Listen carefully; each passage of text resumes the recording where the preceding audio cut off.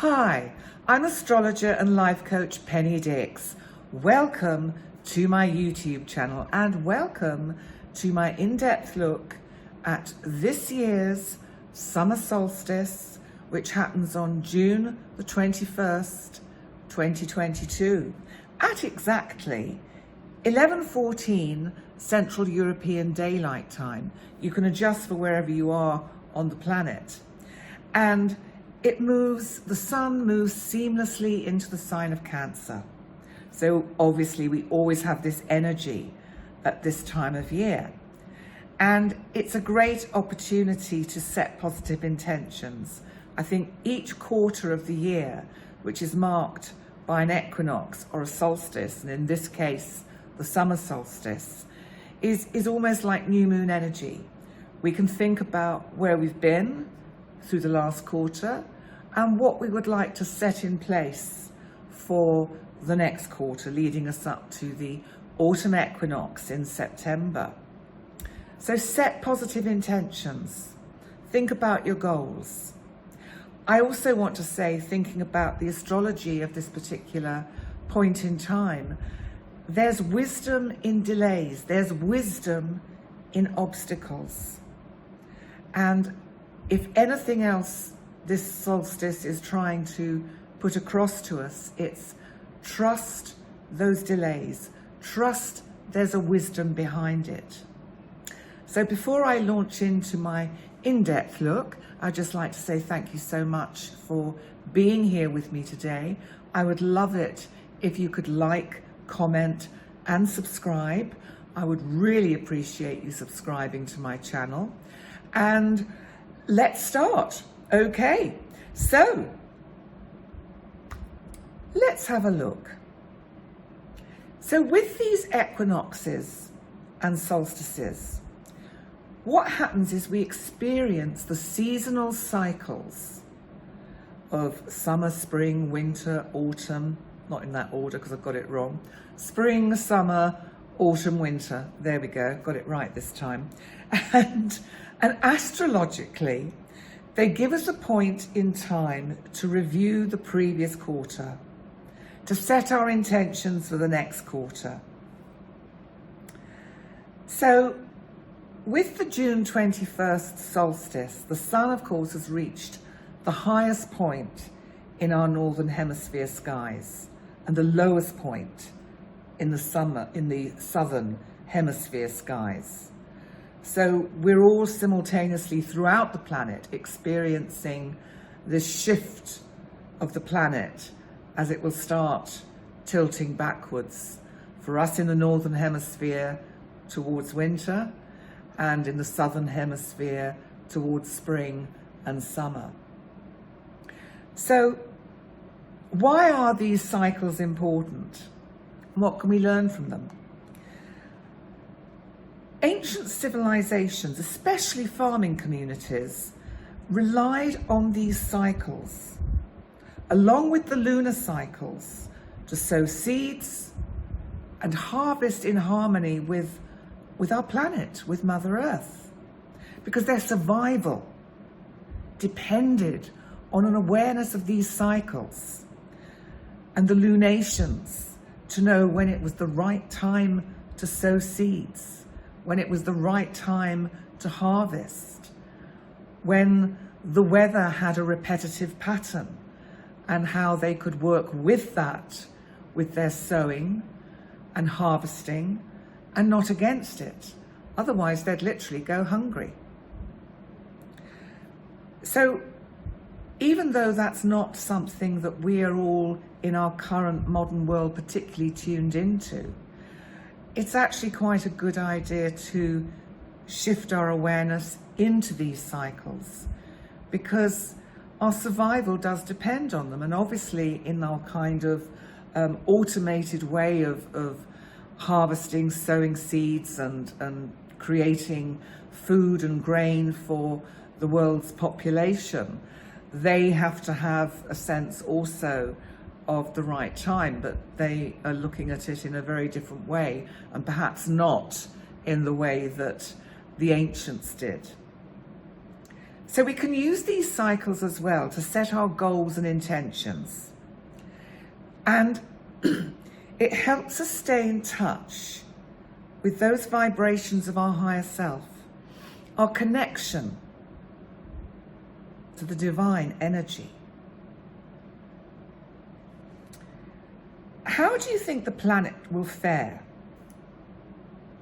over the next 3 months? Excuse me, I'm going to have some water. It's very dry. We've moved into summer in Gozo. I've got air conditioning on, I've got a fan on, we've got temperatures of 35 centigrade outside. It's a trifle warm. So, right, back to the video. How will the planet fare?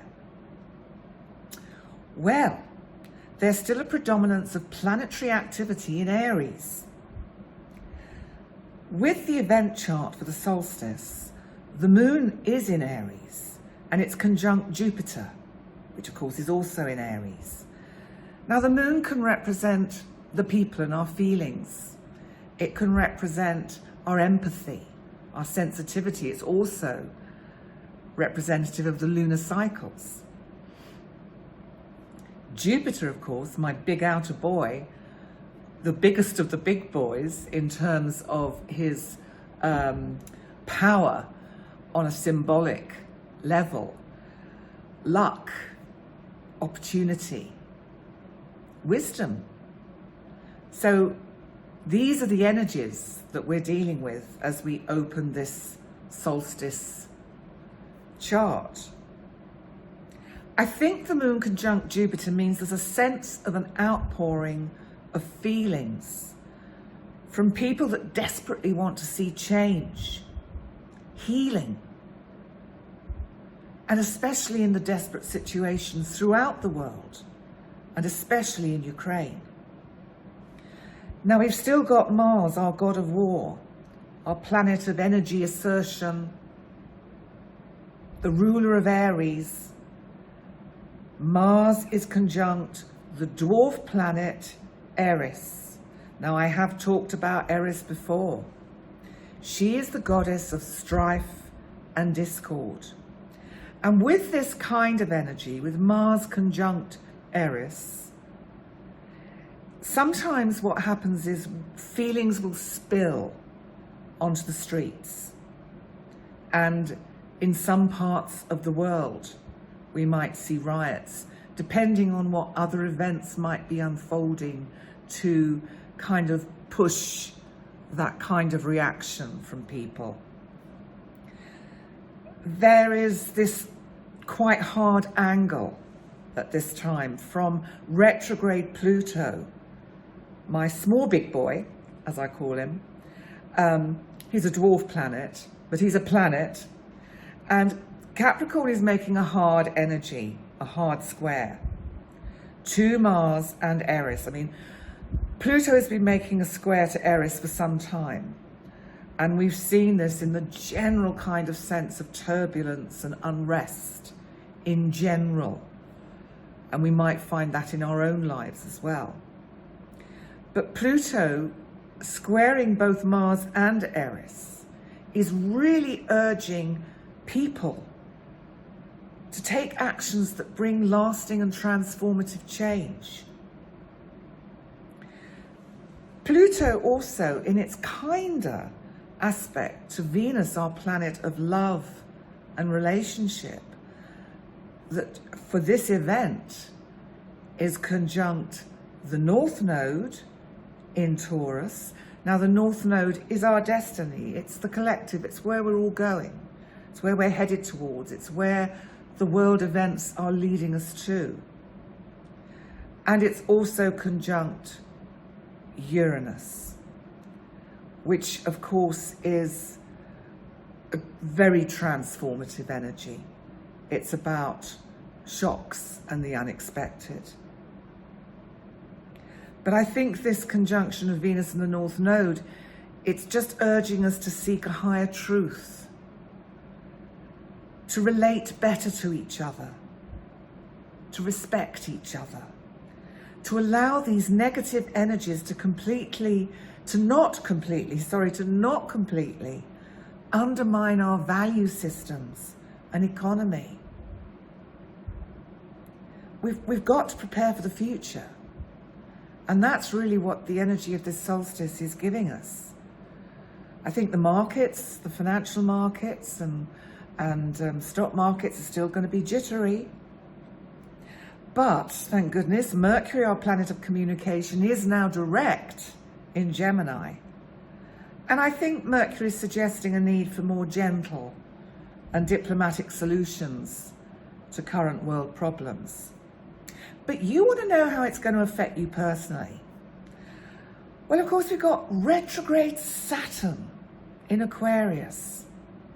Now, Saturn, this big boy of restrictions and boundaries, but you know, Saturn is also, Saturn can bring with it benefits. This is where the wisdom in delays can come. And when I talk about trusting the delays or the obstacles, this is where retrograde Saturn is asking you to take your time, to look at situations from a more stoic kind of position. And Saturn, for the summer solstice, is actually making a very good, kind, harmonious trine to the Sun in Cancer. I think also it's essential we give ourselves time, thought, with our daily routines, enjoy the summer whilst it's here, look at how we can gently keep ourselves in shape, attend to our immune systems to prepare for autumn and winter, and hopefully we won't be plagued by deadly viruses and poxes and but you know, we do have to think, I think, midsummer about how we prepare for the winter. And this is what the ancients did. You know, it's like the saying, make hay while the sun shines, because that's what they did. The other thing that we might have to do at the moment is relationships in general might need, with this retrograde Saturn, some nurturing, careful nurturing, more than usual over the coming months. So pay attention to your other half. And you might find that decisive action in your kind of joint finances and budgeting would really prove helpful to take you through to the spring of 2023. So, some final thoughts before I tell you where the solstice and the energies for the solstice is for your own individual signs and ascendant. It's a time to set positive intentions. And as I've said, to trust the wisdom of delays. With practice, we can live in the flow. We just need to remind ourselves to get out of our own way. Because you know what? The divine has always got your back. And we have to trust that. And trust the unfolding or unfoldment of the cycles of time. Okay, so please stay on to watch your ascendant, and if you know your rising sign, click on that too. And let's see who we're going to go to first. Well, of course, as I always do, I'm going to Aries. So Aries, where is the solstice for you? Well, it's at home. This is about you giving some attention to your roots and your family, spending more time with them, nurturing family relationships, and looking at how you can make your kind of home area more actually homely, to make it more agreeable for everyone. It's always, of course, at this time of year, this is what comes up for you, Aries. But I think you just have to bear in mind some of the interesting energies we've got around. You know, that retrograde Saturn in the part of your chart to do with kind of larger groups of people, with friends. you might be wanting to do a bit of pruning on your friend list with Saturn now retrograde. Taurus. So for you, Taurus, it's in the part of your chart that is to do with communication, thought, writing. And I feel that for you at this point, Taurus, I think it's a time to retreat a bit and actually reflect how far you've come, because you've gone through some enormous changes, Taurus. And I think your career has really picked up with the energies of Saturn, for example, in your 10th house, Aquarius. So you're really getting that kind of backing from Saturn. And I think Saturn is now asking you to just slow down and look at how you can collate the information you've gleaned over the last few months and this year, and then how you can actually use that to take you forward towards winter. Because remember, and this is for everyone, we are moving towards, again, not quite until August time, but we're moving towards the Saturn-Uranus square again. So I think we have to use this time to just, it's like regroup, reflect, and just take stock of where we are. Gemini. So for you, it's in the part of your chart to do with finance. Also, excuse me, it's about how you value yourself. And if you've been feeling a bit jaded, Gemini, for whatever reason, maybe some certain travel plans got delayed, especially as Saturn is now retrograde in that part of your chart. You might be a bit miffed that, you know, I mean, certainly in the news, we've seen lots over the last couple of months of problems at airports. And, you know, Gemini, I think you've probably just got a little bit fed up. But maybe actually the Solstice sees you looking at how you can, you know, creatively use money that you receive back in, say, a refund, to look at what you want to, or how you want to structure travel for the next part of the year, because I do think you will be traveling. Cancer. Well, of course, it's your time of year, Cancer. This is your birthday season. So for you, of course, it's a little bit like this is your chance to take center stage. How cool is that? I know you're a little bit shy sometimes, Cancer, but actually you're not really. You know, underneath that kind of rather kind of shy, coy exterior, there's quite a tough nut. You know, you're a cardinal sign. You have ideas and plans, and I think you can be quite closed about what you want to do. But you certainly can come into the energies of today with quite a punch.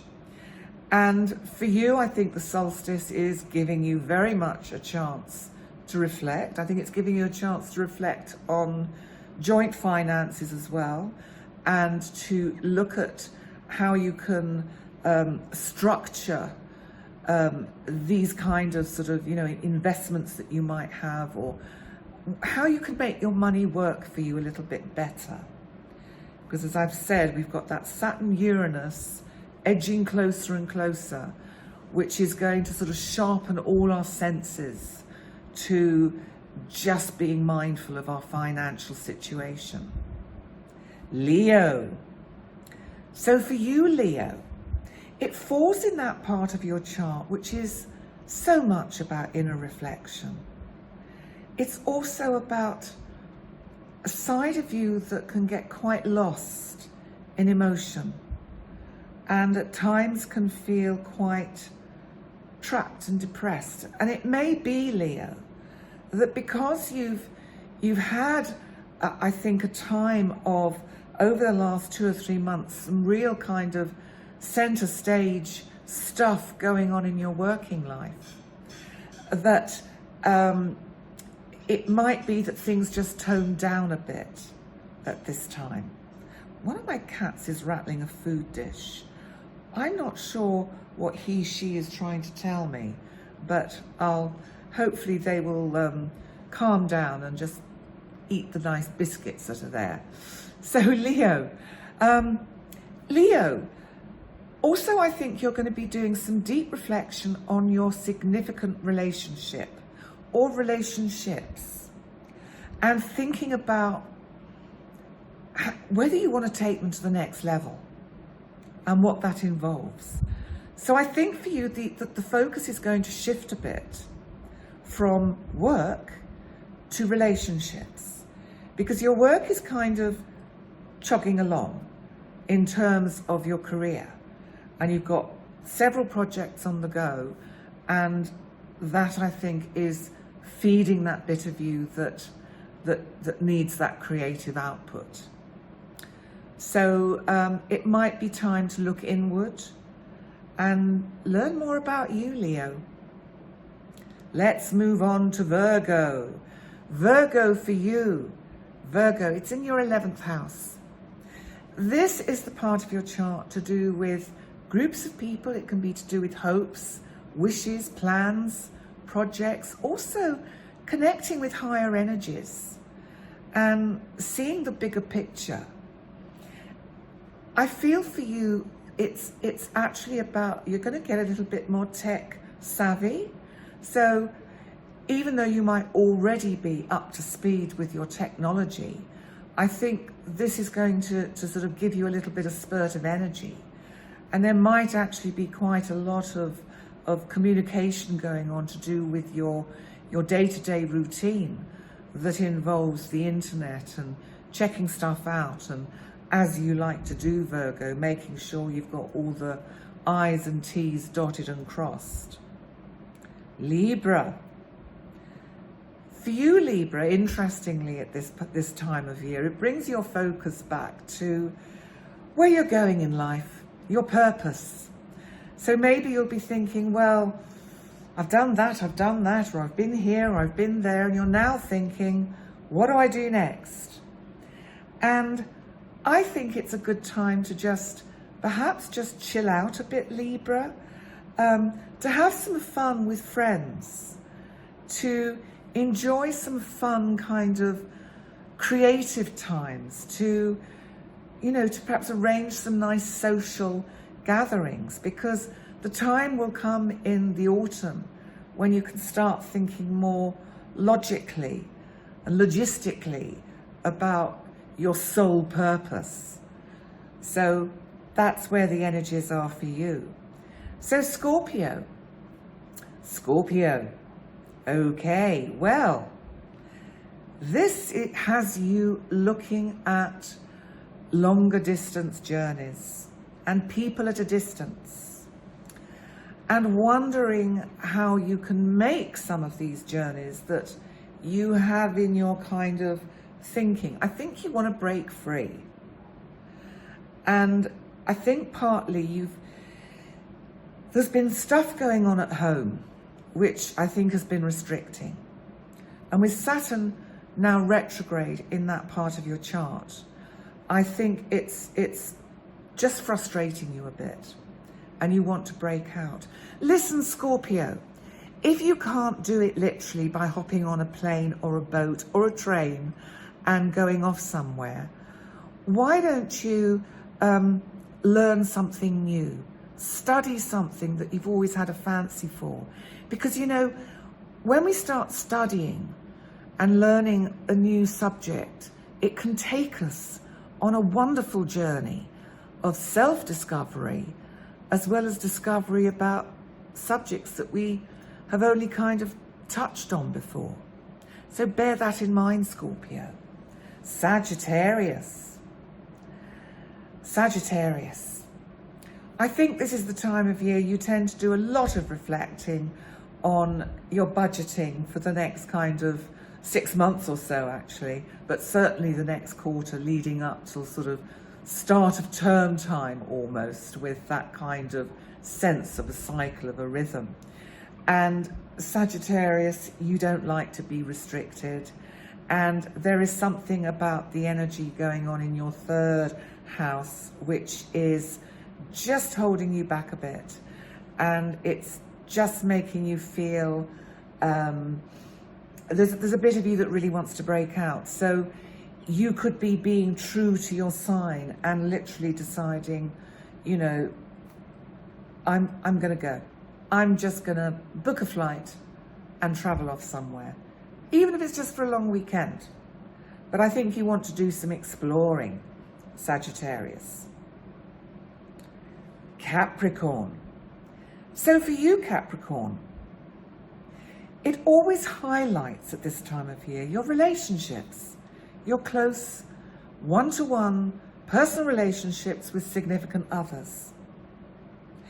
If you're looking and there is no one that has crossed your radar as yet, sometimes when the sun is in this part of your chart, it can help you or put you into the kind of situations where you do meet someone.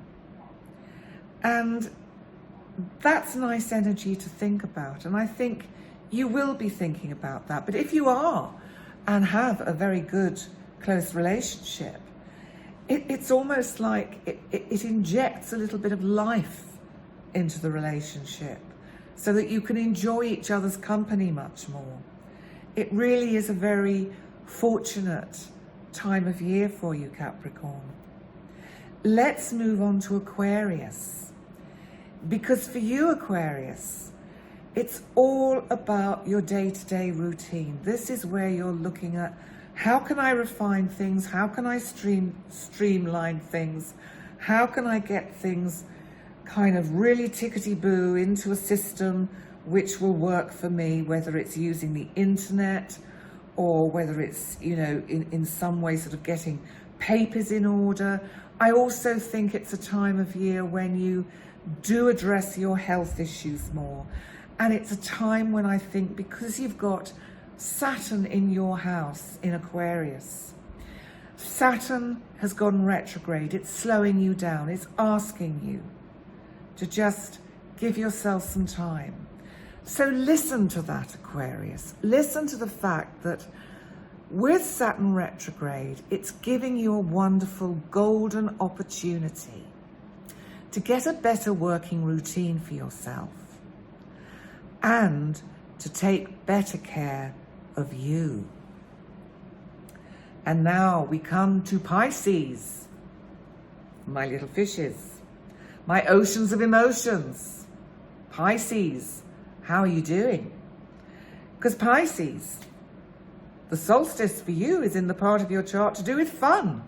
Fun, partying, creativity, appearing on the stage, singing a song, writing a play. So painting that fabulous picture you always dreamed about.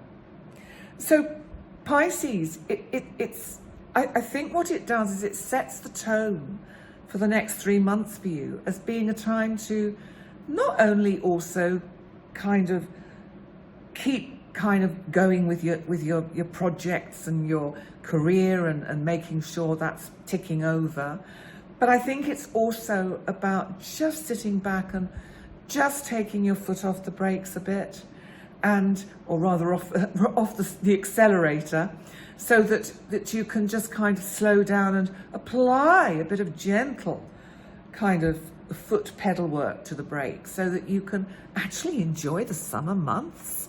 Wouldn't that be cool, Pisces? The other thing, of course, is this retrograde Saturn is in your 12th house. Now, this is the part of your chart, Aquarius, that's about this inner reflection.